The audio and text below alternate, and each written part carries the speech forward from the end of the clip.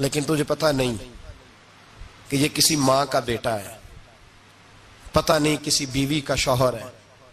ایک ہمارے دوست ہیں، بزرگ ہیں، ان کا داماد فوت ہو گیا، نشہ کرتا تھا، تو میں تعزیت کرنے ان کے گھر پہنچا تو کھڑے ہو گئے ہاتھ باندھ کے، کہنے لگے حضرت صاحب باقی ساریاں گلاں چھڑ دیو، صرف نشے تے تقریر کریا کرو۔ وہ جب جیتا تھا تو تب بھی اس کے بچے یتیم ہی تھے، یتیم ہی تھے۔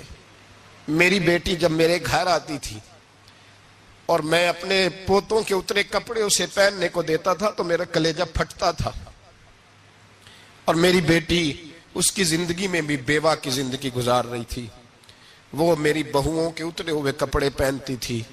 کوئی دعا کرو، کوئی جلسے کرو، یہ لت ختم ہو جائے۔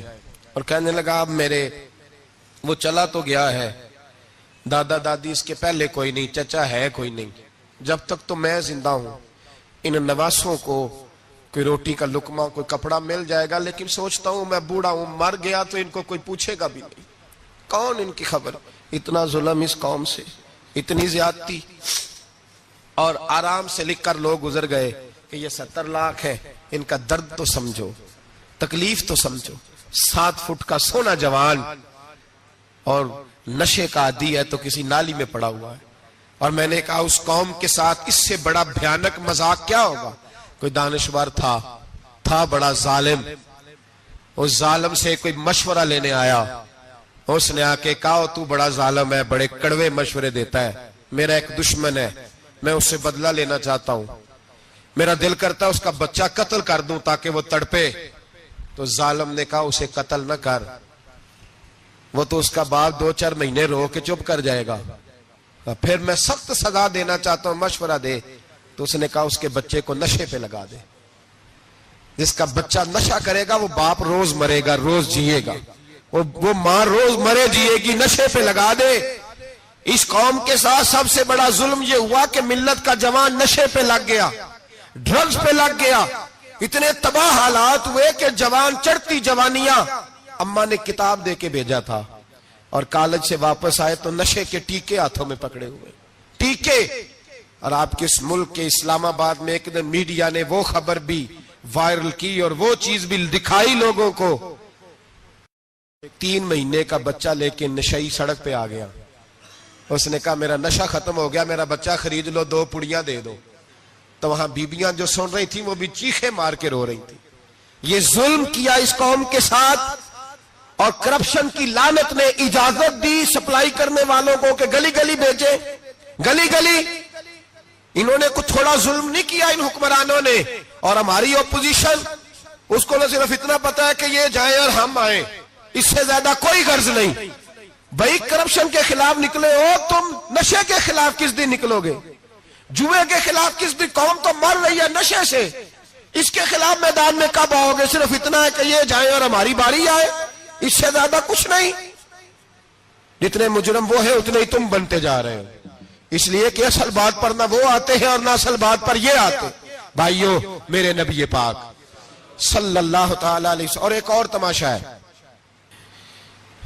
یہ میرے پہ اللہ کا یہ احسان رہا، اس لیے نہیں کہ میں پرہیزگار آدمی ہوں، نیک ہوں، اس لیے نہیں، ویسے ہی اللہ بعض اوقات اسباب بناتا ہے، سبب بناتا ہے۔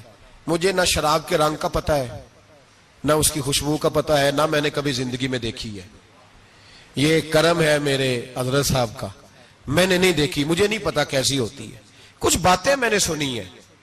ایک محفل میں بیٹھا تھا مجلس میں، تو ایک شخص نے کہا کھانسی نہیں جاتی بچے کی، دوسرا اس کو مشورہ دے رہا ہے، کھانسی نہیں جاتی، بڑی دوائی دیسی بھی فلاں بھی بڑی کھائی، مشورہ دیا اس کو کہ تو اس طرح کر، اس کو نا شراب کے 2-4 چمچے پلاؤ، کہتے ہیں جی اس کو نا یہ پلاؤ تو صحیح ہو جائے گی۔ تو میں نے پلٹ کے اس کی طرف دیکھا، میں نے کہا کوئی عقل کر، کیا مشورہ کرنا؟ مولانا میرا تجربہ ہے۔ میں نے کہا تیرا تجربہ افضل ہے یا رسول اللہ کا فرمان زیادہ افضل ہے؟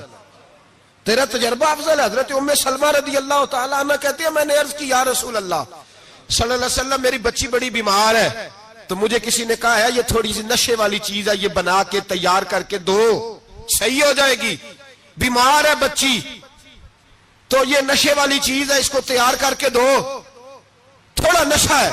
اگرچہ بعض، میں نے شروع میں کہا، بعض لوگ مریض کو، سخت مریض کو ایسی ادویات جو مجبوری بن جائے اس کی گنجائش اور اجازت دیتے ہیں. محتاط علماء تو اس میں بھی بہت ساری چیزیں پہلے بیان کرتے ہیں، لیکن اس نے کہا جی نرا نشہ دینا ہے شفا کے لیے. تو حضرت ام سلمہ کہتی ہے میرے نبی پاک نے میری طرف دیکھا، میری طرف. تو میں نے کہا یا رسول اللہ آپ کیا فرمانا چاہ رہے ہیں؟ تو نبی پاک نے فرمایا ام سلمہ کبھی ناپاک چیز میں بھی شفا ہوئی ہے، کبھی ناپاک چیز میں بھی، کبھی شراب اور خمر میں بھی شفا ہو سکتی ہے. شفا رب کریم نے رکھی ہے پر شہد کے اندر رکھی ہوئی ہے، شفا اللہ نے رکھی ہے قرآن مجید میں رکھی ہوئی ہے.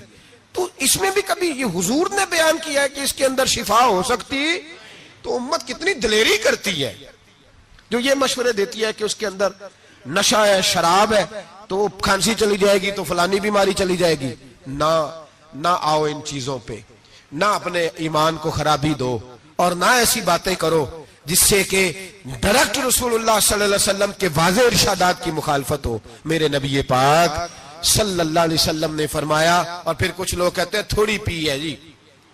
اب تو میں تجزیے میں پڑھ رہا تھا کہ ایسی شراب ایجاد ہو گئی ہے، لوگ شراب پیتے ہیں اور وہ مست بھی رہتے ہیں، کار بھی چلاتے رہتے ہیں، کہتے ہیں جی نہیں ہمارا ذہن معاف نہیں ہوا تو یہ والی صحیح ہے، نشہ نہیں لاتی.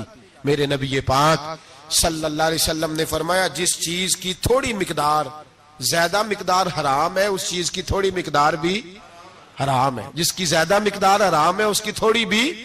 تو خمر اور شراب اگر فل پینا جائز نہیں تو تھوڑی پینا بھی جائز. یہ حرام ہے اور حرام تھی اور قیامت تک حرام ہی رہے گی. میرے نبی پاک صلی اللہ علیہ وسلم نے منع کیا اور حضور نے اظہار ناپسندیدگی فرمایا. فرمایا 40 دن تو عبادت ہی قبول نہیں ہوتی شراب پینے والے جب تک سچی توبہ نہ کرے. ایک دن صحابہ بیٹھے تھے سارے، حضرت ابوبکر صدیق بھی تھے، فاروق اعظم بھی تھے، عثمان غنی بھی تھے، ڈھیر ساری تعداد تھی صحابہ کی، سارے تشریف فرما تھے. حضرت عبداللہ ابن عمر رضی اللہ تعالیٰ عنہ حدیث کے راوی ہیں اور مستدرک للحاکم کے اندر، ابن حبان کے اندر یہ روایت موجود ہے. فرماتے صحابہ نہ بات کر رہے تھے اور بات یہ کر رہے تھے کہ یار لوگوں کو گناہوں سے کیسے روکا جائے،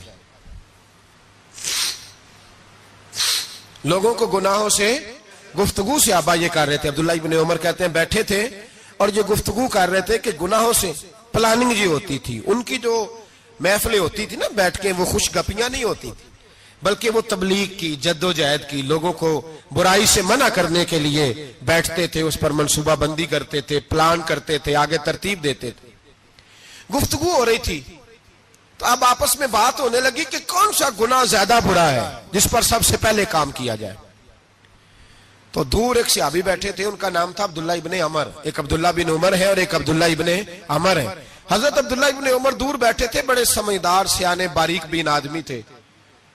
تو حضرت عمر فاروق اپنے بیٹے سے کہنے لگے جا عبداللہ ابن عمر سے پوچھ کے آ کہ سب سے سخت گناہ کون سا ہے. توجہ ہے میرے بھائیوں، ادھر دیکھیے گا میری جانب، پوچھ کے آ کہ سخت گناہ کون سا ہے. عبداللہ بن عمر رضی اللہ تعالیٰ عنہ کی خدمت میں جب عبداللہ ابن عمر گئے تو جا کے کہنے لگے کہ صحابہ پوچھتے ہیں کہ آپ نے زیادہ وقت گزارا ہے نبی رحمت صلی اللہ علیہ وسلم کے پاس، تو بتلائیے برا گناہ کون سا ہے، سب سے سخت گناہ، تاکہ سب سے پہلے اس پر پابندی لگائی جائے، اس پر محنت کی جائے.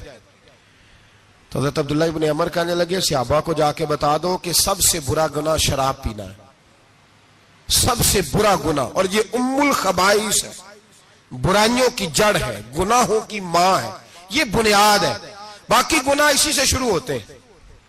کہتے ہیں میں نے آ کے بتایا تو حضرت ابوبکر صدیق رضی اللہ تعالیٰ عنہ سیدنا فاروق اعظم کہنے لگے خود جاتے ہیں، ان کے پاس خود جاتے ہیں، چونکہ ہم نے بات سننی ہے ہم خود جاتے ہیں اور ان سے جا کر کے سوال کرتے ہیں کہ اگر آپ کو اس تفصیل کا پتہ ہے نا تو اس کے پیچھے بھی کوئی تفصیل ہوگی جو میرے نبی پاک نے بیان کی ہوگی صلی اللہ تعالی علیہ وسلم. اس تفصیل کا بھی آپ کو پتہ ہوگا جو نبی پاک نے بیان کی ہوگی، اس بات کے پیچھے جو بیک گراؤنڈ ہے، جو پس منظر ہے.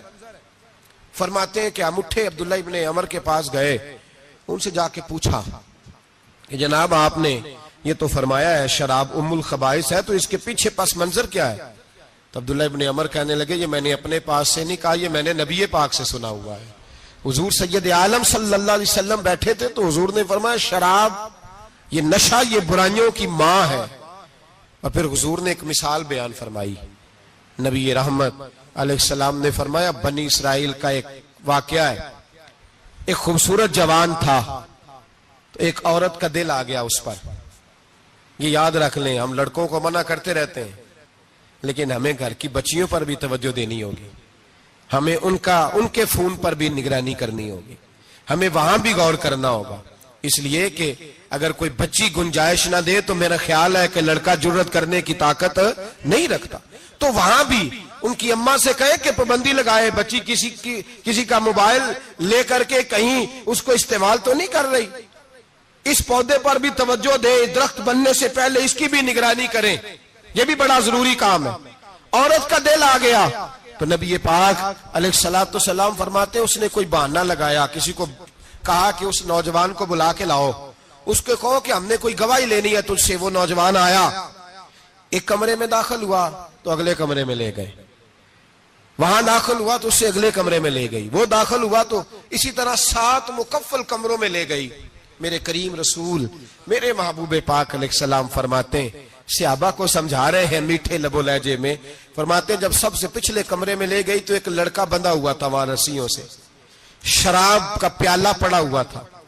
اور بی بی کہنے لگی کوئی گواہی شواہی نہیں لینی, تجھے اس لیے بلایا ہے کہ تیرے اوپر دل آ گیا ہے, اب میرے ساتھ منہ کالا کر.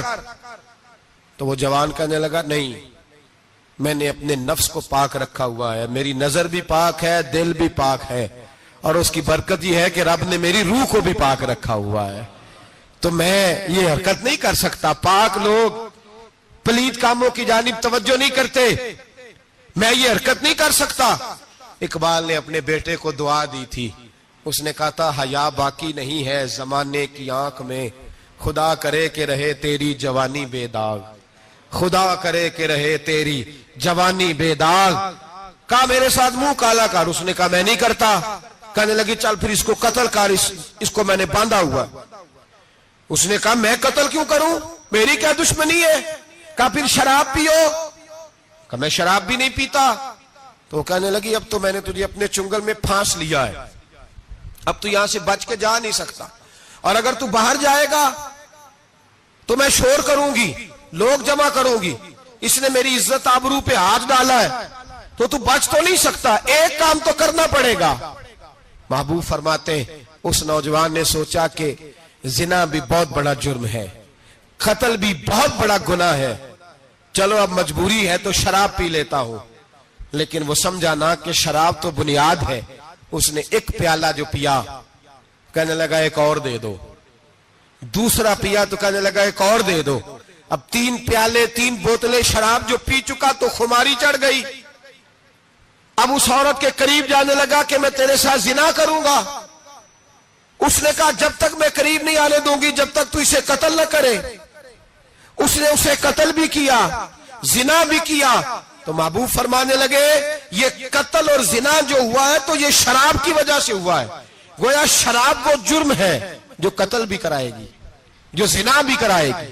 اور اگر آپ نشئی کو دیکھیں, اگر آپ شرابی کو دیکھیں تو کیا وہ ڈکیتیاں نہیں کرتا پھرتا, وہ چوریاں نہیں کرتا, وہ اپنی ہی ماں کا زیور نہیں بیچ آتا, وہ اپنی ہی بہن کا پڑا ہوا جہیز نہیں بیچ آتا, وہ اپنے ہی گھر میں ڈاکے نہیں ڈالتا, وہ اللہ کے گھر مسجد میں آ کر کے چوری نہیں کرتا. وہ صرف اس لیے کرتا ہے کہ یہ نشہ, یہ شراب, یہ ماں ہے گناہوں کی, یہ جڑ ہے. ملت کے لوگوں یاد رکھو, اس امت اس پاکستان کے ساتھ جہاں بہت سارے ظلم ہوئے, وہاں بڑا ظلم یہ ہے کہ بہت بڑا طبقہ جوانوں کا نشے کا عادی ہے. وہ نشہ انہیں عشق مجازی اور عورتوں کے عشق کی جانب لا رہا ہے. وہ نشہ چوریاں کرا رہا ہے, قتل کرا رہا ہے, ڈکیتیاں کرا رہا ہے. بہت بڑے ظالموں نے بہت بڑے ہاؤس بنائے ہوئے ہیں جن کے اندر شراب فراہم کی جاتی ہے, نشہ دیا جاتا ہے. میں نے تو ایسے ایسے لفظ سنے کہ الیکشن کے دنوں میں ووٹ لینے کی خاطر سیاستدان انہیں نشہ فراہم کرتے ہیں, انہیں باندھ کے رکھتے ہیں, روز تمہیں پڑیا ملے گی, ووٹ ہمیں ڈالنا. اتنا ظلم, اتنی زیادتی, اتنا جبر, ایک انسان کے ساتھ کھیلنا.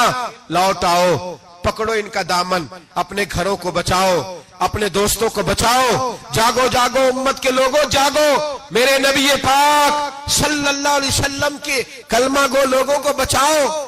ان پر اگر سختی کرنی پڑتی ہے تو کرو, پیار کرنا پڑتا ہے تو کرو, محنت کرو, جدوجہد کرو.